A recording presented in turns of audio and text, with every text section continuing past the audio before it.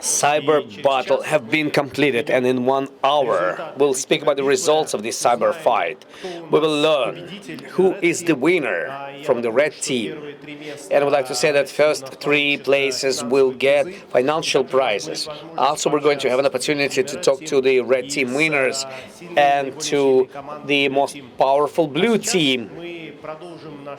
Right now, we're going to continue our conversation about expertise and expert community together with Leigh-Anne Galloway, and I will switch into English. Before Leigh-Anne is going to be connected, I would like to say thanks to partners who help us to organize our standoff. And these are 21 partners. We have 3 key partners of the conference: EPAM, Hack in the Box, and Cyber R&D Lab. These are companies thanks to which we have organized gameplay which happens during all this time. We also have technological partners. These are those who provided us with our software or hardware.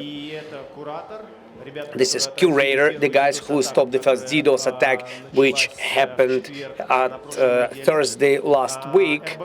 RBC Money, Simple Lab, Checkpoint, Gigamon, IFA System Jet, Hewlett Packard Enterprise, implementation company Elma, Cisco Systems, and Comtech. We're also being supported by Rostelecom Solar in our SOC, in our single monitoring center, security monitoring center. We also have conference partners, which have their own online accounts, and they are sharing their content with you. And in parallel, we have several online sections. These are Rostelecom Solar, InnoStage, Microsoft, Staff Corp, Fortinet, Dance of the Robot Softline, Emont. Imagine 21 partners we have so that everything would become possible. And you know what is the most important thing? We make Standoff as an open platform where experts in the informational security, business, vendors, partners can get together to be able to test their own equipment, and second of all, to teach their own specialists, whether red teams or blue teams, and third of all, thanks to both of them, they will make our future more safe and comfortable. And right now we're going to continue together with Leigh-Anne Galloway, Technical Manager in Positive Technologies. Hello, Leigh-Anne. Hello. How are you? I'm good, thank you. How about yourself? We're good here, and just 1 hour ago we have the cyber competition finished, and now we're calculating the results, and in 1 hour from now we are going to announce the results and to give prizes, financial prizes, to the winners of the red team. There will be also a lot of discussion about the lessons learned and the general impression about what just happened, because this is the first open cyber range in the world, and it's very important to make it clear, to make it very understandable for the community and for the people in the world who is interested in the different things related with the IT technologies. Have you had a chance to see what's going on at Standoff over these days? Yeah, so I'm quite familiar with the format of Standoff, actually. And I know that it's really unique in that it's one of the only environments in which you're able to create a sort of replica of a real-life scenario. Unlike most CTFs, for example, which are very popular, they don't tend to deal with the same level of complexity. What is your opinion? What do you think? Monitoring it generally. You know, I've been sitting here over the last 6 days, and my head is just like that. I have no idea how it looks like from internet. So tell me your opinion, please. Yeah, I think it's quite exciting. As I said, it's a unique kind of event. So for me, it's really exciting because I don't think there's anything else which quite replicates this kind of a situation. Okay, great. So this, the key thing we're going to talk with you right now, and this is the community. Community of researchers, those people who are the very key element of our Standoff. because it all doesn't make sense if there is no red team and there is no blue team. But let's start talk about the community and who these people are, starting from the point how people get into the research. So that's a good question. So I think that firstly, research isn't necessarily a profession for everybody. It's a very unique kind of set of skills that are required to do this. And I think that in security as an industry, we typically glamorize those kind of people who submit their findings to conferences or who present at conferences.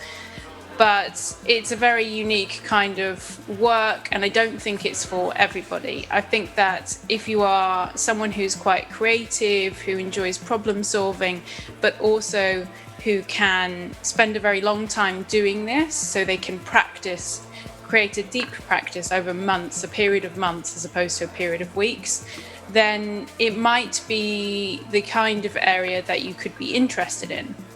So that's the first thing, is to note that if you work in the security industry and you think you might be interested in doing research, that actually the qualities that you need, they may not be so exciting in practice. A lot of this takes a very long time, and so a lot of people aren't interested in doing research just for that factor alone. So that's the first piece. And the second part, so who can get into research? Pretty much anyone. It's open to anyone. You can start off doing this kind of activity in your spare time. So if you take something that you're particularly interested in and you start exploring that over a period of time, then you start gradually increasing your knowledge in that area.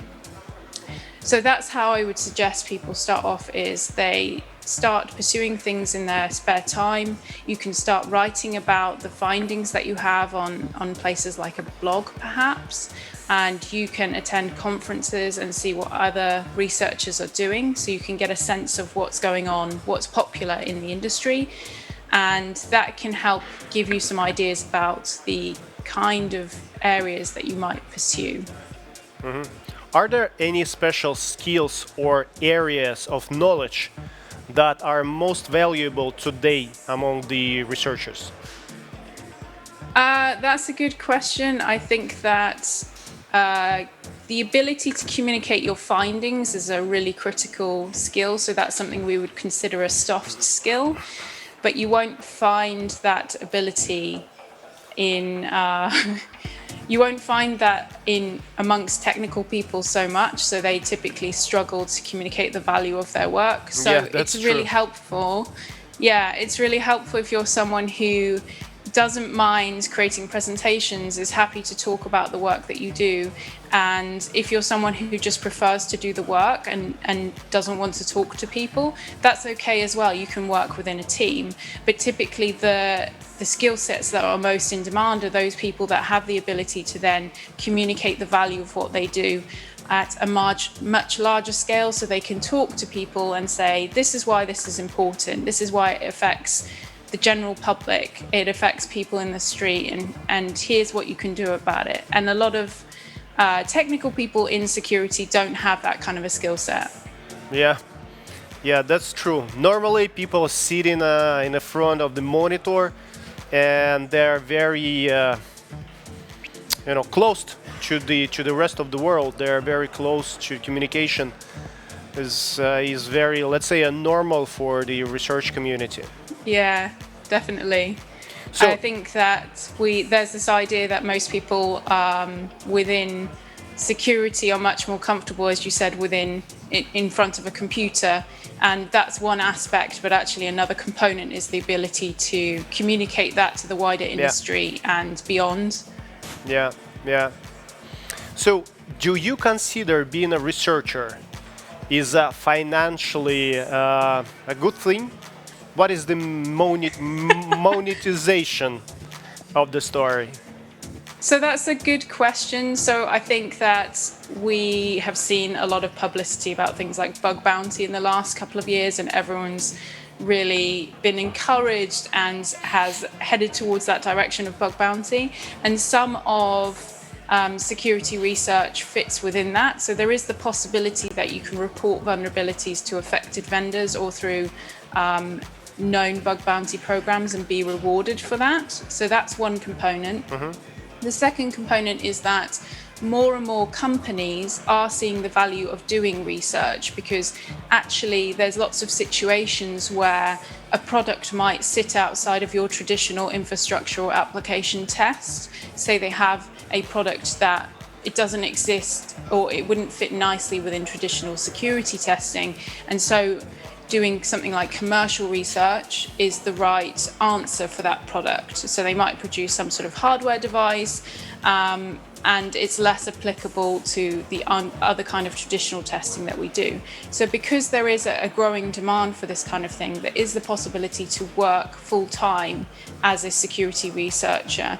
If you can identify your specific skill set, so for example, some people might have stronger skills looking at reversing applications, or you might be stronger with something like reversing hardware, then that will help you to identify a very specific role for yourself. But it is entirely possible to work in that area full time.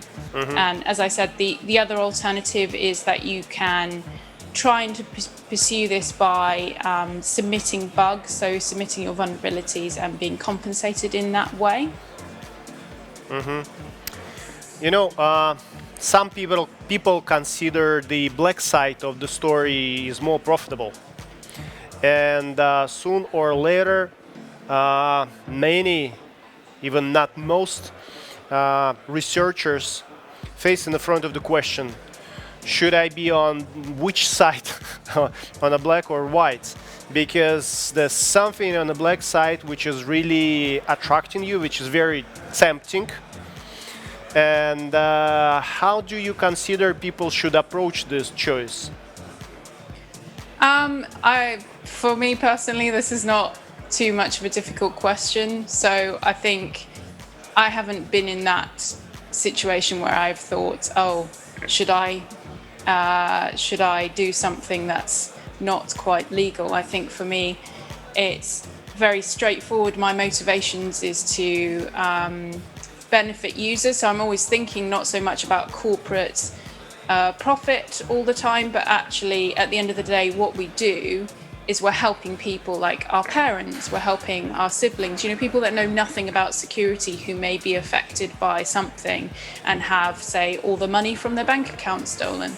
And so I think about the benefits of what I do within that framework, as opposed to thinking, okay, I could earn a bit more money in the short term doing something else. So it's pretty straightforward depending on how you look at your motivation. So that's my motivations is I want to do something for those people who aren't able to understand or protect themselves. And the fact that I get paid to do that, that's a bonus. And I'm sure you can earn money, doing things illegally, but at the end of the day, that career is quite a short career as well, typically. It's not something that you're going to be doing for the next 25 years unless you're incredibly lucky. So at some point you may well get caught out doing that thing. So it's more like a short win. Yeah, I do agree. Talking about sharing the expertise from the researchers, there are lots of conferences, and now there's lots of online conferences where they can easily attend and share the expertise. What kind of expertise and speakers the conferences are looking for? Yeah, so I think that's a great question, because there are lots of conferences, there are lots of open applications for conferences, but there's less information available on the kind of applications that conferences are looking for. And typically what we look for when the review board is looking at applications is they're looking at, is this an original piece of research, which is the first component. That's great, but don't be deterred if your research is incremental, so it's a small increment on some previous work, or it's not something that is entirely original, you may still have value. So then it's a question of how does this person communicate the value of the work that they've done. And if we feel that in the application that you have communicated the value of what you've done really well and why it's important for the audience to understand, then that gives us confidence that you will have the ability to do that when you are speaking on a stage. So that's really what we're looking for, is we're looking for someone that can explain and sell their idea to us convincingly, because we know that then you can do the same to a group of people, either online or in person. It's very simple. Do you think this year, a COVID year, brings any new opportunities or demands to the community? That's an interesting question. What I have noticed with COVID is initially that I think some people were deterred from applying to conferences, a lot of the popular conferences. And the flip side of that is actually, if you think about it, because there's no geographic requirements on where you need to travel, actually the opportunities are more open than normal. So for some people there might be some restrictions, for example, on traveling to certain places, whether those are economic or not. And suddenly now you don't need to leave your house. You can participate in something. So I actually think it's opened the gates a bit more for people. And I would encourage people to apply to conferences. If they're a little bit hesitant, you can always reach out to the board members of a specific conference. And a lot of those people were in your position at one point. So they would be very happy to help you with your application. Do you have any specific recommendation, maybe conferences, maybe meeting places for the researchers to meet, the communities, or something where they can learn the most interesting and actual information at this period of time? So that's a good question. So I think that historically you can look at the archives of conferences. There's loads and loads of information on places like YouTube, or the archive section of a website for places like Black Hat, for Standoff as well. And you can check out previous talks, which I would encourage you to do so. And you don't have to attend a conference to do that. You can just look at them historically, which is fantastic. And I think in terms of what else you can do to meet other people, I think a lot of people participate in Twitter, so that's a great resource. You can find, for me personally, I can keep up with a lot of other researchers' work in that capacity. I also try to look at academic papers. So the security research community is not just comprised of people who work in a commercial area, but there's also those that work in academia as well. So you can look at papers that are published either at academic conferences or on sort of scientific journals. So that would be something to do as well to catch up on things. At this period of time, what does the industry have a lack of? So I think it comes down to soft skills again. And what we do find is that in terms of topics, a lot of conferences see applications from hot topics, so things that are new and relevant, and less about quite difficult, complex problems. So the work that we see is in, say, an area that's been established for a long time, like application security, is typically incremental instead of being something brand new and kind of like completely different. But I would say soft skills are a big thing. It sounds really boring, but having the ability to communicate, having the ability to put together a presentation and talk about your work, this is something that in security as a whole, we're really bad at, and we need to get better at explaining our ideas in different ways and not using papers or text on presentations. So I would say if there's anything we're lacking, it's that for sure, and we all need to do a better job at explaining what we do. Yeah, we're very limited now with developing our soft skills community. So normally you can go to the bar and make a program of developing your soft skills. So plus 10% after the first shot, plus 20% after the second shot, and finally after you complete the bottle, so this the bottle, you are like well pumped up. So this, you know, there's a joke like vodka connecting people. Yeah. I would say that's true for sure. And I actually think like it's not just soft skills, it's like the ability to show your ideas in different ways. So here's a good example. During Standoff, we represent what we do in different ways to other conferences, right? So we have the smart city. That's a good example of communicating something in a very different way, in a visual way. So I think in security, that's another thing we can do, is we can try and communicate our ideas in different ways, not just work on sort of those other soft skills. Yeah. Leigh-Anne, can you tell me your opinion? What are the most trendy things in research now?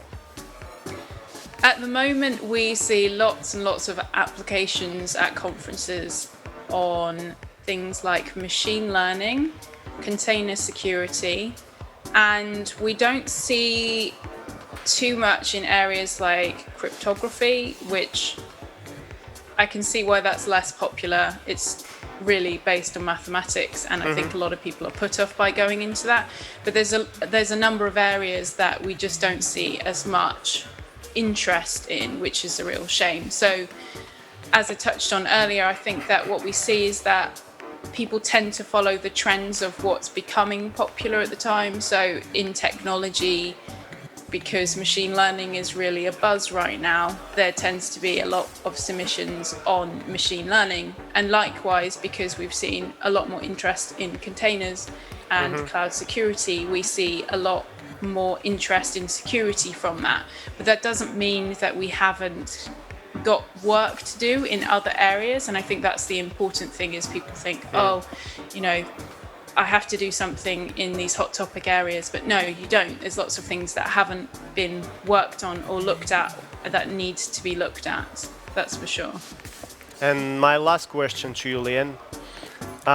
What are your personal lessons you learned at Standoff? Any conclusions you can make? Maybe something unexpected. Something unexpected.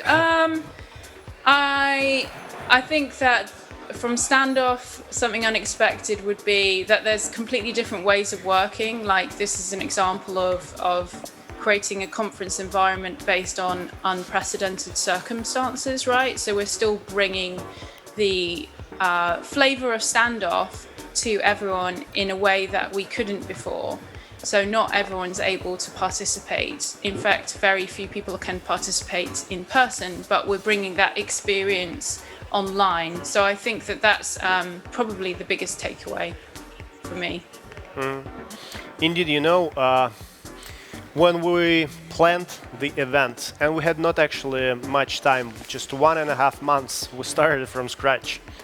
And we decided, so we can't do offline. And we canceled Positive Hack Days this year just because the limitation. We decided we can't do really online, because there's every day dozens of webinars everybody runs in internet, and such became a commodity. So it's very difficult to make yet another cool webinar. So we decided to make a kind of combination of a small offline event and the broad online event, because so we rented a loft here in Moscow, where we placed the Standoff and everything which is connected with that, the studio, the security operational center who monitor everything what is going on, and our customers, our partners have a chance to come and see and touch, and you know to really touch everything what is here. And there's actually just behind me there's a lot of people explaining how it works, how it's related with expertise, and there's a lot of about visualization here at offline field and the platform we developed in the online field. So this is our experiment. I've never seen this kind of experiments with open cyber range, with the combination of offline and online. And there are few key things why we're doing all this. Is first, to gather the real information for the community, to allow community to exercise on our event, just a practical exercise with the all opportunities they have here with no limits. And the second, there's no limits, but there's no real harm to the real city. There's no real harm to life. So we'll learn how they attack in order to make the city and the products and our lives better. So, and I invite all the community to participate in Standoff in order to make technology better, technology safer, and our life tomorrow even better than today. So all the content we have created during all this time will be stored at standoff365.com. So it will be here forever. So please share it with community, and we will continue to fill in with more information this online source. So this is Leigh-Anne, a technical manager, Positive Technologies, about the community of researchers. Thank you, Leigh-Anne. Thank you for attending the conference.